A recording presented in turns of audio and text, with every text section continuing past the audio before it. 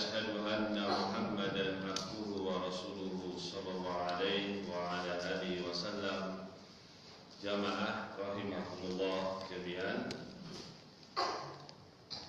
Alhamdulillah, di kesempatan hari ini malam Ahad, sebagaimana kita dalam keadaan untuk mengikuti pengajian rutin, yaitu kita membahas bab-bab agama dari perkara-perkara yang terpenting yang kita sekarang itu membahas tentang masalah taharah, bersuci untuk kita menjalani ibadah sholat.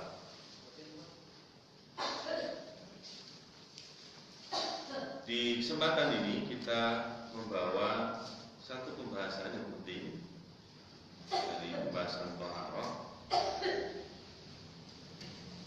yaitu berkaitan dengan kemarin sudah masalah mandi lewat ya, sudah mandi sudah. Hah? Mandi junub sudah. Mandi junub sudah. Kemudian sekarang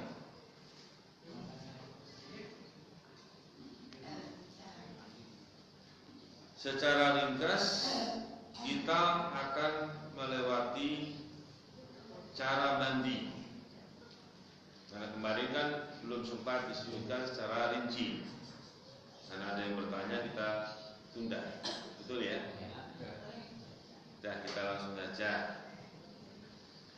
Di sini kita ambil dari hadis-hadis Nabi, dari beberapa riwayat dari istri Nabi tentang mandinya Nabi Sallam.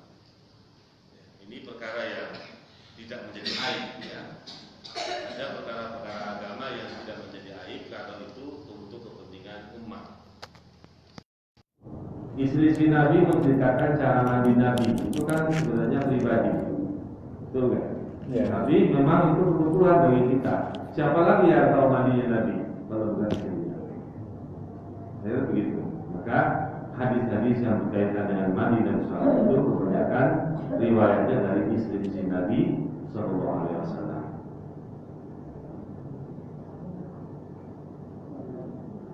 Sekarang singkat.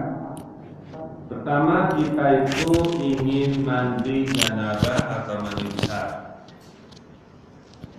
Pertama, pasang niat, Bu. Ibu, bapak-bapak, mas-mas. Innamal a'malu binniyat. Sesungguhnya amalan-amalan itu dengan niatnya. Tanpa niat tidak diterima. Harus dengan niat. Niatnya apa, Bu? Ringkas.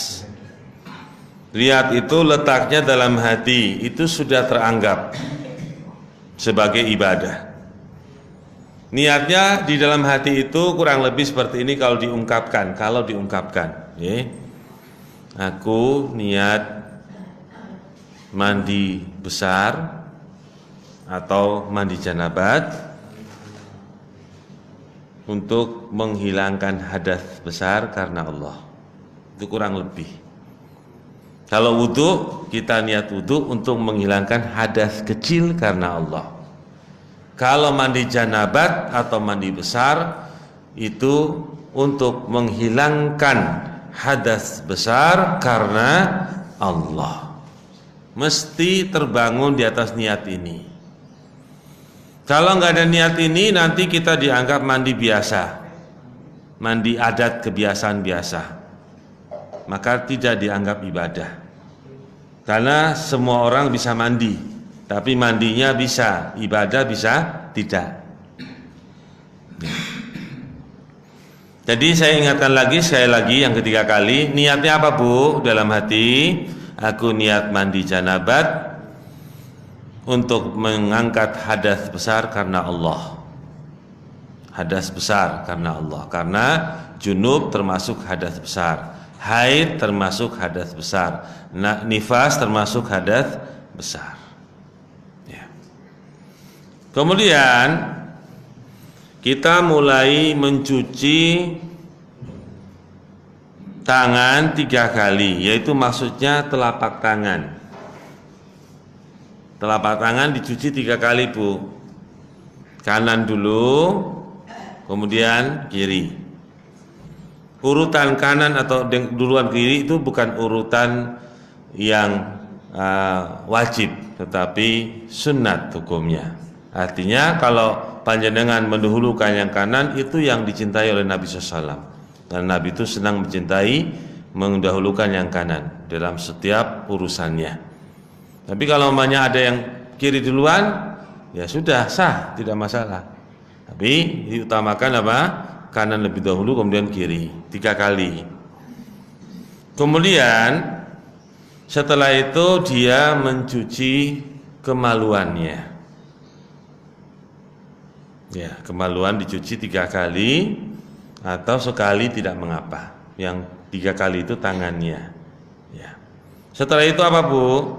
Setelah itu dia mulai berwudu. Setelah sudah mencuci tangannya, kemudian membersihkan kemaluannya dengan air, kemudian dia melakukan wudu seperti bagaimana wudu sholat. Wudu untuk sholat berarti mulai lagi dari tangan 3 kali, kanan, kiri, telapak tangan, kemudian terus seperti bagaimana wudu yang utuh, sempurna, sampai menyiram kakinya terakhir. Setelah itu dia mulai mengambil air dengan jari-jari tangannya, kemudian menyelahi-nyelahi kulit kepalanya. Karena Nabi SAW itu sangat menekankan ketika mandi besar itu kulit-kulit kepala itu harus basah. Karena janabat itu ada pada kulit-kulit kepala pula. Nah, ketika itu Nabi itu dalam hadis itu menyela-nyelahi dari bawah ke atas, kemudiannya semuanya terkena apa?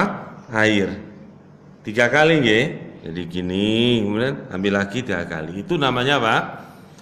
Menyela-nyelahi kulit kepala. Kemudian setelah itu Nabi mulai mengambil air dan menyiram bagian apa? Tubuhnya. Tetapi para ulama menyebutkan seandainya kita menyiram kepala dengan air, yang pertama lebih baik setelah menyela-nyelai dengan jari, kemudian kita apa? Menyiramnya 3 kali. Tentunya airnya kan jatuh, nggih.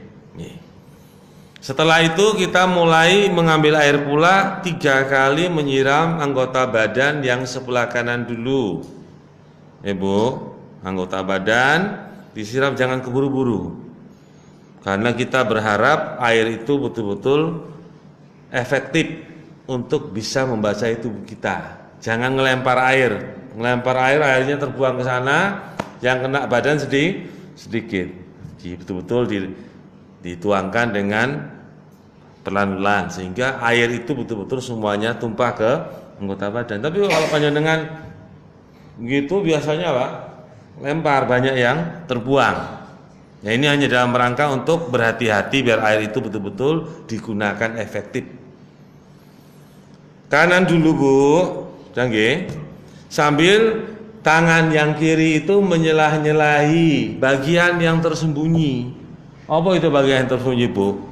Ketek, kelek iki. Kelek kan tersembunyi, Bu.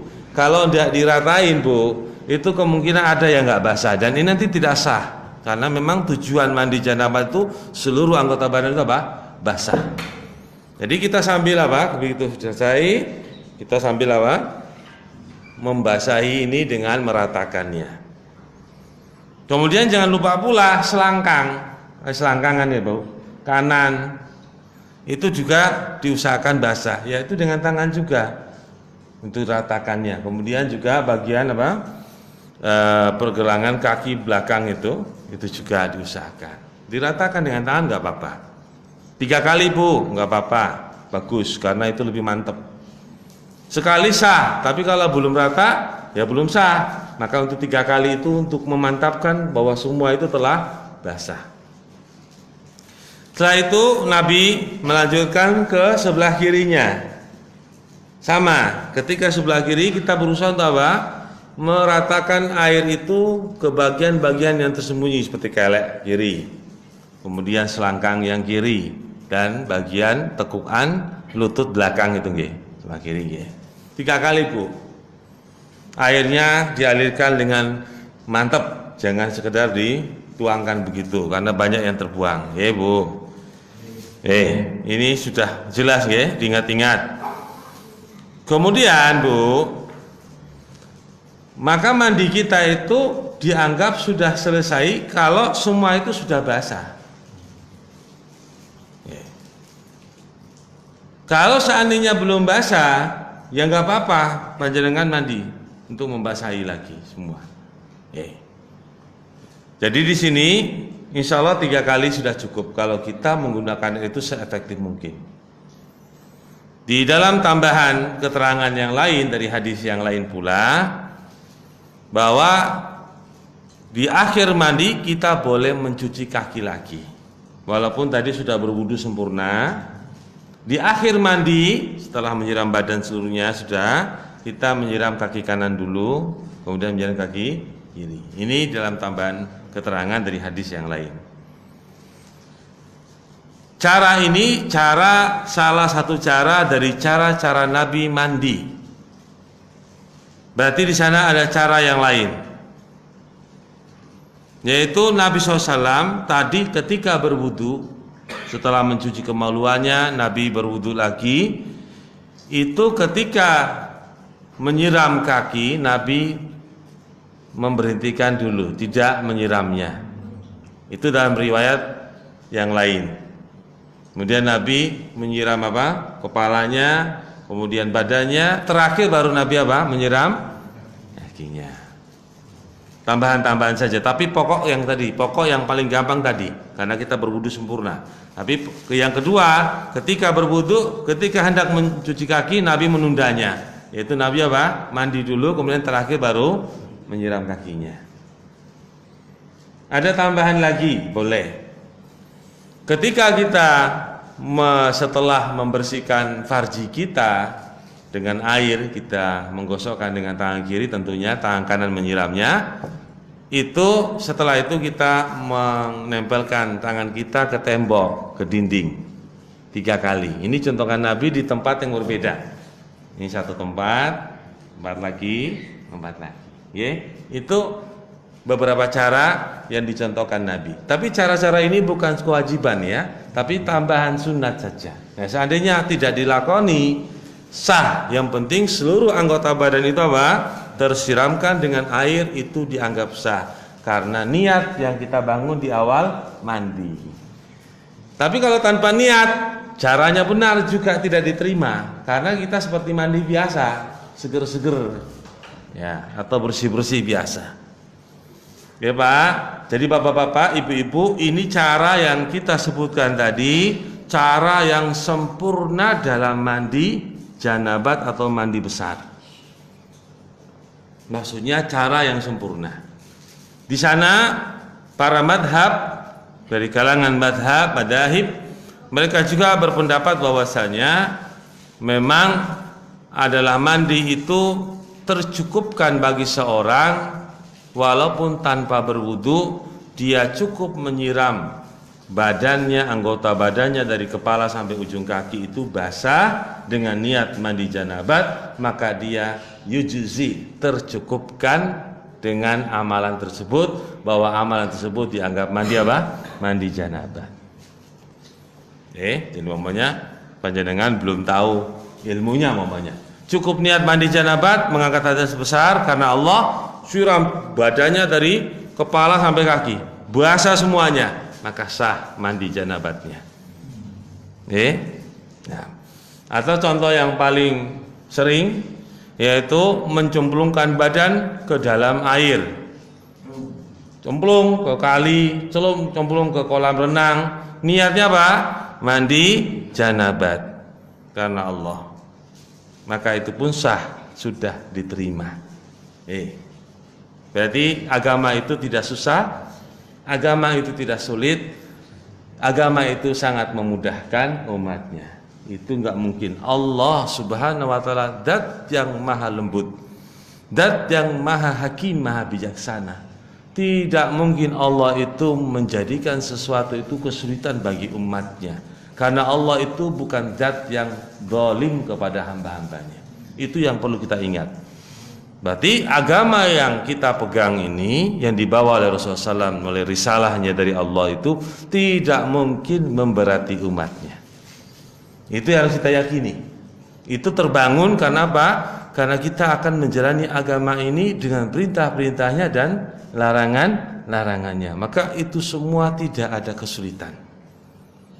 Ya, tidak ada kesulitan bagi kita. Agama itu apa? Yusrun, ad-dinu yusrun, kata Nabi SAW dan hadis yang sahih. Nah, ini permasalahan mandi, ya. Kemudian kalau seandainya kita mau nambah-nambah, ya Pak, setelah tadi kan sudah pokok ini, mau nambah, pakai sabun, pakai sampo, setelahnya, yaitu setelah mandi tadi kita sudah niat selesai dari mandi apa? Janabat, sudah selesai mandi janabat kita. Kita mau, kan masih basah, nyampo, sabunan, udah apa? Siram. Itu tambahan saja di luar daripada mandi apa? Mandi janabat. Kita tidak boleh bertoharoh di sana tidak mensucikan dalam pendapat para ulama. Umpamanya kita mau mandi janabat pakai air sabun. Satu kolam, satu kolah isinya airnya tuh sabun. Kita pakai mau mandi air ini, tidak sah untuk mandi janabat. Gak boleh, mandinya air. Mau pakai air susu, Bu. Walaupun air susu itu untuk mandi yang biasa sangat bagus untuk kulit. Tapi itu kan bukan mandi untuk janabat, tapi mandi untuk bersih-bersih untuk kesehatan. Maka sah saja orang mandi untuk apa? Kesehatan. Tapi ketika dia mau mandi janabat, tidak boleh pakai air susu. Walaupun air susu itu apa? Suci. Betul nggak, Bu? Ya, nggak boleh. Makanya kita menggunakan air yang masih teranggap air, sehingga air sabun pun tidak boleh. Itu tidak boleh, ya. Untuk kita menggunakan sebagai mandi janabat. Makanya nanti setelah mandi janabat selesai, kita sudah meniatkan selesai mandi janabat. Maka setelah itu mau tambah dengan sabun, dengan sampo, bersih-bersih, segar-segar, itu tidak mengapa. Ya, itu perlu diperhatikan. Ya. Kemudian, Bu, ada ditambahkan dari sebagian ulama agar kita meniatkan untuk selesai dari mandi tadi. Jadi momennya sudah selesai mandi, ya sudah kita niatkan apa? Sudah selesai mandi janabat tadi. Sehingga terbedakan antara ibadah yang ini dengan ibadah yang selanjutnya. Dari perbuatan-perbuatan kita di dalam masalah mandi janabat. Makanya kita sudah selesai mandi janabat, kita selesai niatnya, sudah saya niat selesai mandi janabat. Ya. Jadi ada kalimat janabat, junub sama aja, Bu. Janabat, junub sama aja. Ini bahasa Arab sama aja. Ya. Kalau bahasa Indonesianya mandi besar. Ya. Kemudian, Bu, di tambahan-tambahan yang perlu kita sampaikan di sini yang berkaitan dengan hal ini, bahwa kalau suami istri mamanya mandi bisa berduaan. Enggak saru. Halal kok. Ora saru. Dan Nabi SAW itu mandi dengan istrinya. Dari istri-istri yang ada, beliau salah satu istri mandi di tempat yang istri yang berikutnya mandi dengan istrinya. Sehingga riwayat hadis itu teriwayatkan dari istri-istrinya. Nah, sehingga tidak ada larangan kalau seorang yang janabat menimba air, masuk tangannya ke dalam kolah, kemudian yang janabat yang lain masukkan kolah yang sama, kemudian air tersebut menjadi tidak suci. Enggak, airnya tetap suci. Kata Nabi SAW, yang demikian itu tidak menjadikan air itu menjadi najis. Airnya tetap suci, karena Nabi SAW mandi bersama istrinya. Ya. Ini demikian. Kemudian mandi yang seperti ini adalah mandi yang dicontohkan oleh Rasulullah SAW, maka sebaiknya lah kita mengikutinya. Ya, maka selesailah kita dari pembahasan apa?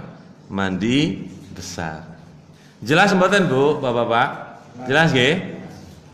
Kalau mamanya yang dulu belum dilaksanakan ya monggo dilaksanakan. Kalau mamanya sebelumnya belum tahu dan mandinya seperti biasa dan niatnya memang mandi janabat, sah, sudah sah. Hanya kalau sekarang ada tambahan sedikit, itu sebagai ilmu tambahan di dalam mandi apa? Janabah atau junub atau mandi besar. Ya.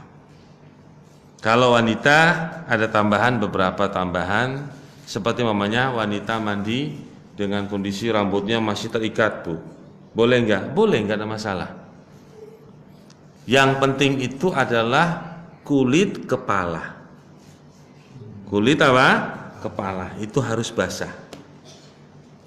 Kalau umpamanya mau mandi janabah tetapi sebelumnya sudah janabah, sudah junub atau masih haid, rambutnya terlepas dari kepalanya, protol apa istilahnya, rontok, ya, brodol apa, lepas, itu tidak perlu kita nyari-nyari rambutnya, nyari kemudian mungut diikat kemudian nanti mandi barang kalau kita tidak diberatkan kepada kita seperti itu.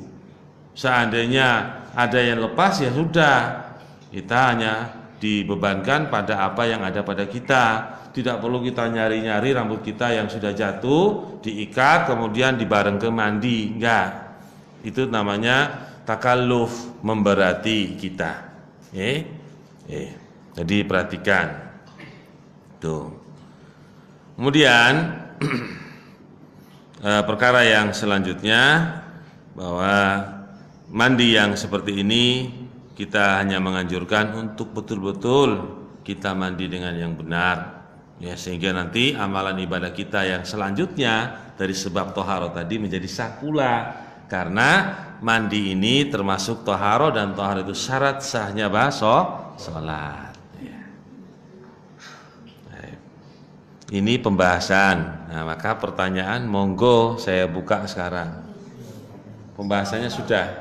Monggo. Nggih. Nggih, monggo Mbah. Nggih. Waalaikumsalam warahmatullahi wabarakatuh. Pertanyaan saya bertanya. Sajenipun kula sampun pengalaman salat tasbih ya mandi malam. 12 perang serapat. Niku katanya surat malam itu kemuliaan dunia akhirat. Nggih. Iya. Lanipun utawi mandi dunia suatu kebersihan keimanan. Nggih. Lan ingkang sulitnya kok yang ingkang ibadah mutisnya terkas pakai dengan setan tapi ke dunia liar.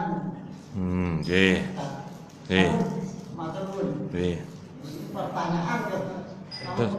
Nggih, pengalaman bahwa Bapak ini ibadahnya mempem. Jadi sudah di malam hari beliau sholat malam.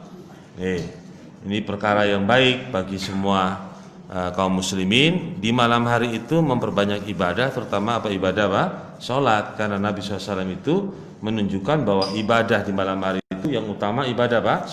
Sholat. Maka dalam Quran disebutkan wa minal laili fatahajjada bihi nafilatan lak.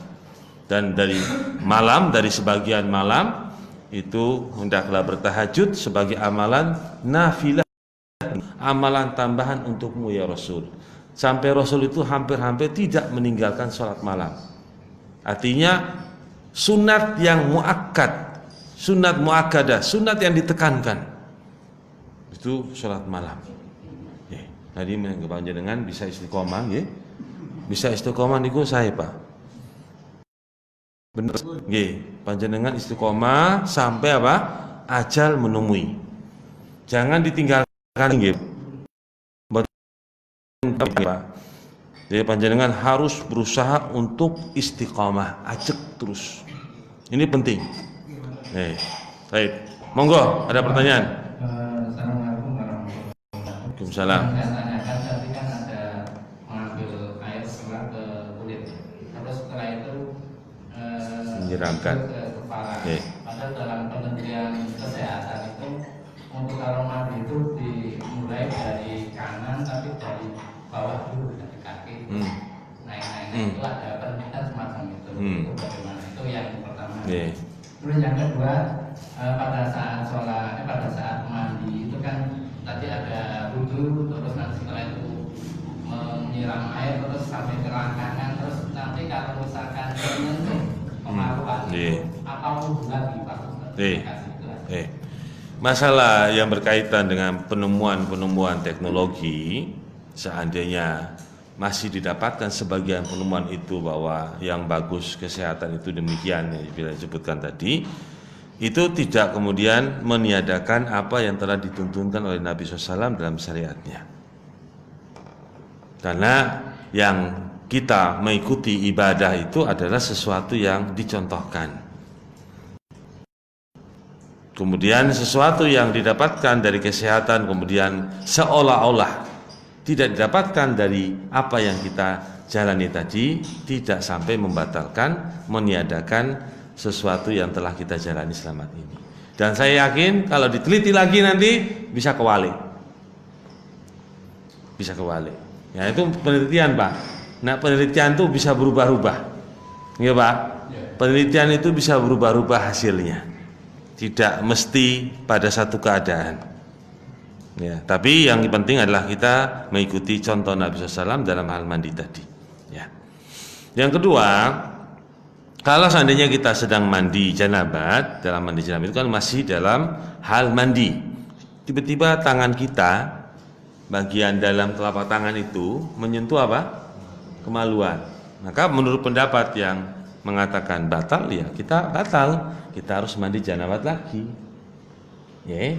Tapi bagi pendapat yang tidak mengatakan batal, maka teruskan mandi janabat itu sampai selesai. Nah, untuk berhati-hatinya, akhwatnya, ya kita tidak perlu menyentuh dengan bagian-bagian apa? Dalam tangan. Kalau yang menyentuh ini tidak masalah. Yang nyentuh itu bagian ini. Telapak bagian apa? Dalam. Kanan atau kiri sama. Efek. Ya Bang, ya.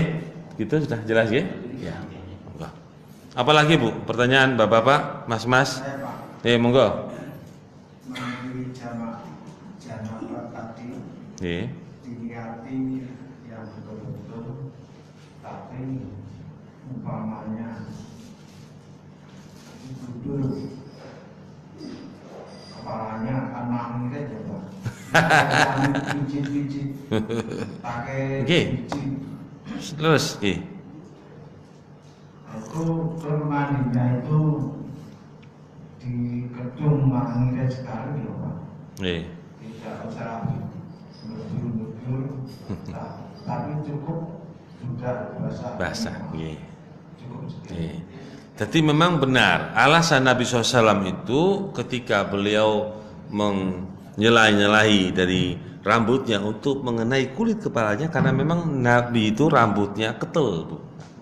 Rambutnya itu ketel, panjang dan ketel, sehingga beliau berusaha untuk apa? Air itu kena dengan bantuan jari. Ya, seandainya panjenengan nyiram saja rambutnya yang ketel itu kemungkinan ada rambut apa? Kulit yang tidak kena. Maka kalau sudah rambutnya gundul, ya wis gampang. Ya, iya gampang sekali toh. Gundul sudah lebih gampang. Lebih gampang lagi, itu loh Pak.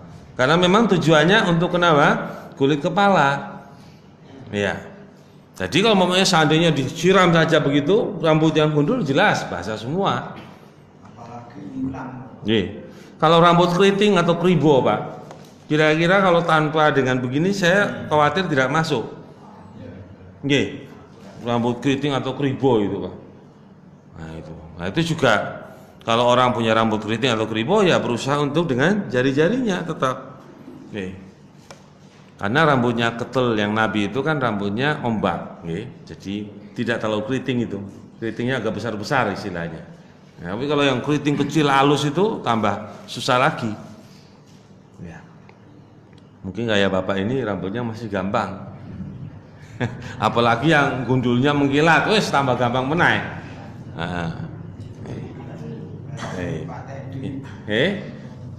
Monggo, ada pertanyaan pun. Nih. Deh. Kalau mandi janabah tapi menggunakan shower. Tidak ada masalah mandi dengan menggunakan cara-cara apapun. Yang penting semua anggota badan, kepala kita semua itu basah dengan niat mandi janabah. Nah, shower tadi, insya Allah shower itu lebih ini. Kalau lihat tadi secara apa tuh, shower itu kan macam-macam air yang keluar dari shower, nggih. Ada yang nyemprotnya banter, ada yang nyemprotnya sedang. Kalau saya sarankan yang sedang saja, Pak, agar nanti ketika meratakan semua itu airnya itu lebih baik daripada shower yang terlalu banter. Itu kan ada setelannya, ya. Tidak mengapa, Pak, bagus pakai shower, nggak apa-apa. Pakai shower tidak mengapa, ya. Baik, monggo silakan. Ada lagi? Nih. Nah ini Pak. Kalau sekalian biar bersih, ini pertanyaan. Tadi kan asal rukunnya tapi kemudian supaya puas bersih baru berikutnya. Tapi kalau sekalian misalnya tangan dan dengan sabun, basuh kemaluan sudah juga dengan sabun. Karena kalau sekali basuh terus terang nanti belum bersih, masih apa ya? Masih air, licin. Itu. Tapi sekalian sabun. Tapi rukunnya tetap tangan, kemaluan, kembali wudhu, ya, seperti biasa tapi sabunan. Dan setelah itu gebur, ya, kanan gebur seperti tadi, terus gebur kepala tapi dengan sampo dan yang bersih. Kadang-kadang sekarang kan kalau mandi tidak cukup dengan sabun mandi pakai biolimen misalkan lagi itu enak rasanya. Nah, ini gimana, Pak? Sekalian tadi. Makanya tadi kita harus berhati-hati dengan sesuatu yang ada, ya. Artinya kita ini ibadah. Saya tidak bisa mengatakan ini perkara yang nanti tidak bisa atau tidak sah, tapi lebih berhati-hatinya kita mandi janabah seperti apa adanya dulu. Tidak menggunakan sesuatu yang meragukan.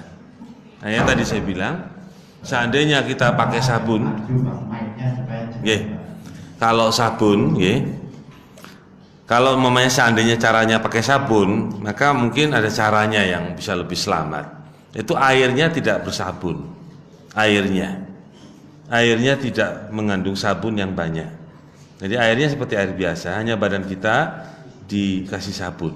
Itu mungkin cara yang lebih bisa menengahi apa yang ditanyakan oleh Bapak. Tapi kalau air itu mengandung sabun, nah ini dikhawatirkan air itu tidak termasuk air yang bisa mensucikan. Maksudnya suci tapi tidak mensucikan, karena dia seperti posisinya seperti air sampo atau air susu dan seterusnya, yang tidak bisa dipakai untuk bersuci atau bertoharoh dari najis kecil ataupun najis toharoh kecil atau hadas kecil dan hadas besar. Jadi caranya mungkin badan kita yang digosok dengan sabun. Iya, karena kita memang mandi itu dalam rangka mandi ibadah. Mandinya dalam rangka mandi apa? Ibadah, bukan mandi bersih-bersih. Ingat ya, mandi kita toharoh tadi dalam rangka mandi ibadah, bukan mandi bersih-bersih. Nanti mandi bersih-bersih itu ada sendiri. Jadi mandi untuk ibadah, maka kita selesai mandi tadi kita boleh pakai sampo, pakai sabun, itu sudah lebih enak lagi, malah lebih enak, insyaallah.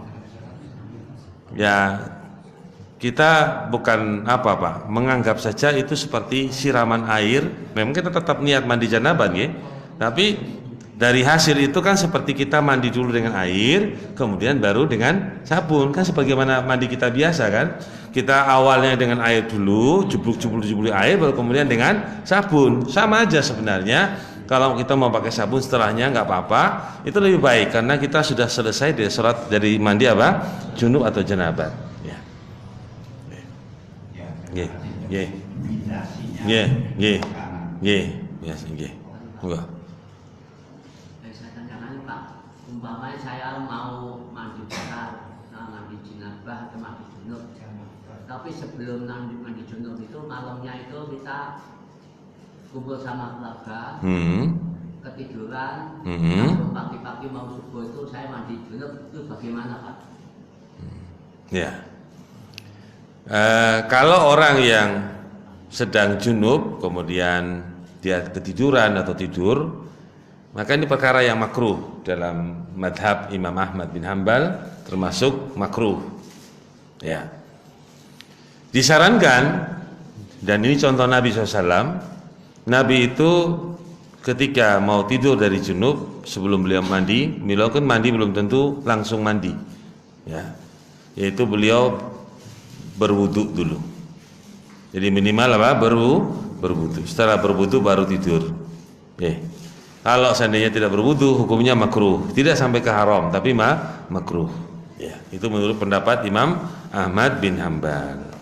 Ya. Kalau maunya setelah itu bangun ya mandi, karena ingin sholat berarti harus mandi dulu, mandi janabat atau mandi junub. Monggo. Kalau setelah mandi janabah itu kan sudah selesai pasti bisa wudu, tapi kalau mau sholat lagi. Wudu lagi. Nah, kalau umpamanya kita menyempurnakan wudu nggak apa-apa. Niatnya menyempurnakan apa? Wudu. Maksudnya berniat wudu untuk sholat, nggak apa-apa. Nggak apa-apa. Kalau enggak sudah sah, karena panjenengan sudah mandi apa? Janabat, mandi junub itu sudah cukup untuk sholat. Itu kan untuk mandi besar, apalagi yang kecil. Jadi teranggap dia tercukupkan dengan mandi besar tadi sudah. Jadi mandi besar. Nabi SAW pernah dilihat sahabat rambutnya masih apa? Airnya itu apa? Netes-netes. Nah, Nabi baru selesai mandi apa?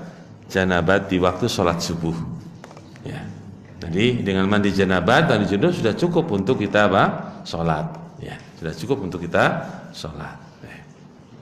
Enggak. Dikatakan tadi kalau menyenggol kata-katanya batal Pak. Tapi begitu wudu kita mandi, paling nggak pegang-pegang kemaluan ini kan efek juga Pak. Kalau kita tadi kan awalnya tidak wudu dulu nggih. Awalnya apa nggih? Awalnya kita itu belum masuk ke dalam masalah mandi, baru pembukaan membersihkan, yaitu cuci tangan dulu, kemudian membersihkan apa? Kemaluan. Setelah itu baru wudu. Nah, wudu itulah sudah masuk rangkaian apa? Rangkaian mandi. Nggih, Bang nggih. Seperti maunya kita mau mandikan jenazah. Jenazah itu kan sebelum dimandikan, itu kan sebaiknya jenazah itu kan dibersihkan dulu dari kotoran-kotoran yang ada, nggih ya. Kadang perutnya ada keluar kotoran dari pantatnya, kita tekan-tekan, keluar siram.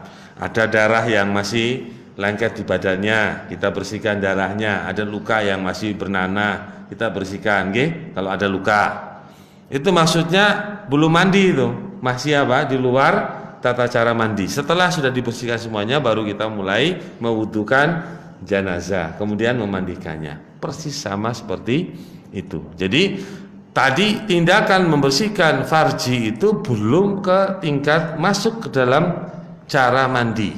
Ketika selesai itu baru kita mulai apa? Berwudu. Nah, wudu itu rangkaian daripada apa? Mandi janabat. Sunat-sunat dalam mandi apa? Janabat.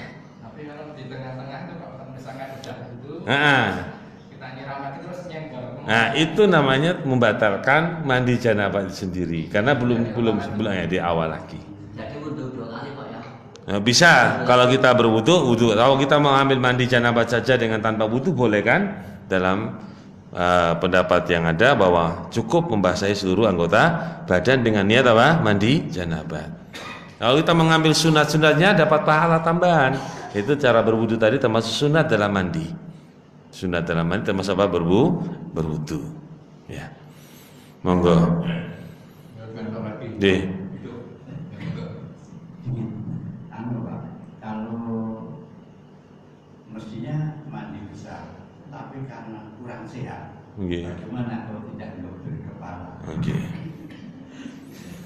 Bagi orang yang tidak boleh kena air karena nggak sehat, boleh bertayamum, gantinya tayamum. Gantinya tayamum.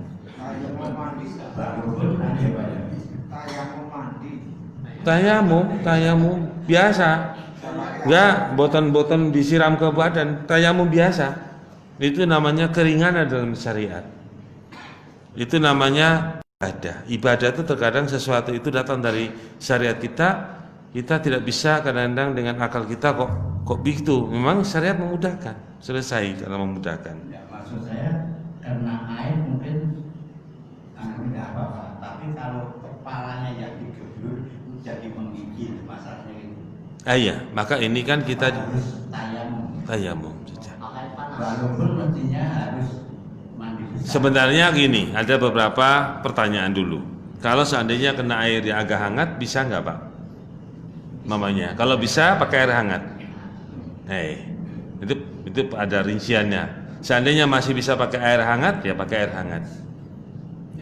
Ya, jadi tadi itu kan kita bicara umum air biasa ya. Kalau mamanya butuh air hangat, nggak apa-apa pakai air hangat dalam mandi janabah tidak masalah. Ya, kalau saya Ya. mesti pakai air hangat. Tapi kalau seandainya ada sesuatu di sini yang membahayakan kalau kena air, sebagaimana riwayat sahabat Nabi SAW, pada saat safar dengan rombongan para sahabat yang lain, ada batu yang terjatuh dari bukit mengenai kepalanya. Di safar ini Pak, kepalanya bocor berdarah. Kemudian di malam hari itu pula dia junub.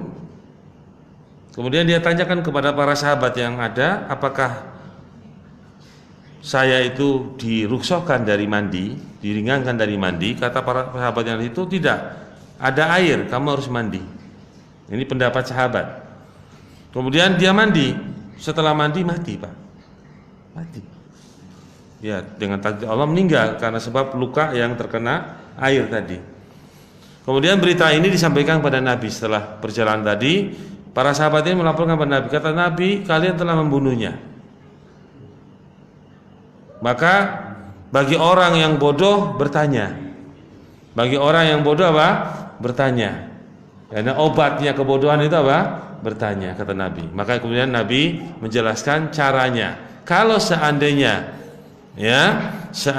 ada yang seperti itu, maka kalian bisa bertayamum dengan apa? Dengan debu. Ya, mungkin itu yang bisa kita sampaikan Pak. Ya. Mau nanya Pak Ustaz. Ya. Mungkin saya kurang paham tadi. Jadi kalau pas mandi janabah itu mungkin niat, habis itu menyiram seluruh tubuh ya sampai masuk semua kemaluan sendi-sendi tadi. Setelah itu haruskah berwudu Pak Ustaz untuk mensahkannya? Saya belum paham Pak. Jadi tadi urutannya berwudu dulu, kemudian baru mandi. Itu urutannya. Seandainya panjenengan mandi besar sudah niat, kemudian panjang berwudu, tidak ada masalah. Ya. Tidak ada masalah. Ya, sudah sah. Mandinya sudah sah. Ya. Mau bertanya lagi, mungkin ini sedikit urgent Pak Ustaz. Ini berkaitan dilepas dari topik Pak Ustaz. Ini ada almarhum itu mengamanahkan sesuatu untuk memberi sesuatu kepada orang lain. Ternyata yang diamanahkan itu lupa Pak Ustaz. Mungkin lupa. Setelah itu dia baru ingat bahwa dulu ada orang almarhum itu mengamanahkan ke dia untuk memberikan sesuatu ke orang lain. Nah, ternyata pas pada saat mau memberikan yang diamanahkan oleh almarhum itu ternyata yang orang yang akan diberikan itu sudah meninggal. Itu gimana Pak Ustaz? Ya. Ini namanya wasiat. Jadi bahasa lainnya apa? Wasiat. Wasiat itu wajib ditunaikan, asalkan tidak lebih dari 1/3 kekayaan yang dimiliki oleh orang yang meninggal. Itu ditunaikan. Apalagi yang diamanai wajib menunaikan wasiat. dan itu diberikan kepada orang lain wasiat itu, tidak kepada ahli waris. Nah, seandainya terjadi seperti itu, dia ingat, ya namanya orang lupa, dalam agama dimaafkan. Orang lupa itu kan tidak sengaja, dimaafkan. Tapi ketika dia ingat, dia menjalaninya. Nah, ketika menjalaninya orangnya sudah meninggal, maka wasiat itu diberikan kepada ahli warisnya yang meninggal. Ahli warisnya diberikan kepada apa? Ahli warisnya yang meninggal. Karena itu sebenarnya sudah hak dari orang yang meninggal tadi, dan barang itu sebenarnya setelah dia meninggal menjadi warisan kepada ahli warisnya. Ya, Pak. Nggak boleh lebih dari sepertiga. Ya, wasiat yang seperti itu tidak boleh lebih sepertiga dari kekayaan dia, dari harta yang dimilikinya. Lebih dari sepertiga, wasiatnya batal. Lebih dari sepertiga, umpamanya dia punya kekayaan 1 M, ini contoh saja. Nilainya 1 M. Dia wasiatkan 500 juta untuk diwasiatkan berikan kepada orang lain atau diwasiatkan kepada seseorang, maka wasiat itu otomatis batal, tidak sah. Dan wasiat itu diberikan bukan kepada ahli waris, kepada selain ahli waris. Kepada ahli waris batal juga, wasiatnya otomatis batal, karena ahli waris dengan sendirinya akan mendapatkan waris. Ya, karena meninggalnya langsung ahli waris itu mendapatkan warisannya, tidak perlu ada wasiat. Pripun? Telah kholas selesai sampun? Sampun. Mugi-mugi ibu-ibu mengertos nggih, Bu? Bapak-bapak yang tanya, ibu-ibu sing apa pendengar setia. Mboten napa-napa. Mugi-mugi di kemudian hari ibu-ibu bisa bertanya, monggo, nggih. Karena di majelis ini majelis saling memberikan ilmu. Kalau seandainya saya punya ilmu saya berikan, kalau tidak tahu ya tidak tahu, begitu. Itu aja intinya. Karena ilmu itu memang tidak disembunyikan. Karena ilmu itu harus disampaikan. Zakatnya ilmu itu adalah disampaikan. Zakatnya ilmu. Wa mimma razaqnahum yunfikun. Dan dari sebagian apa yang Allah rezekikan pada kalian, kalian infakkan. Di antara tafsirnya bukan harta saja, ilmu yang kita dapatkan kita infakkan. Itu. Di antara tafsirnya bukan hanya harta saja, tapi ilmu yang kita dapatkan berupa rezeki itu diinfakkan. Wa mimma razaqnahum yunfikun. Baik. Mungkin itu aja, mungkin bermanfaat. Subhanakallahumma bihamdika asyhadu an la ilaha illa anta astaghfiruka. Assalamualaikum warahmatullahi wabarakatuh.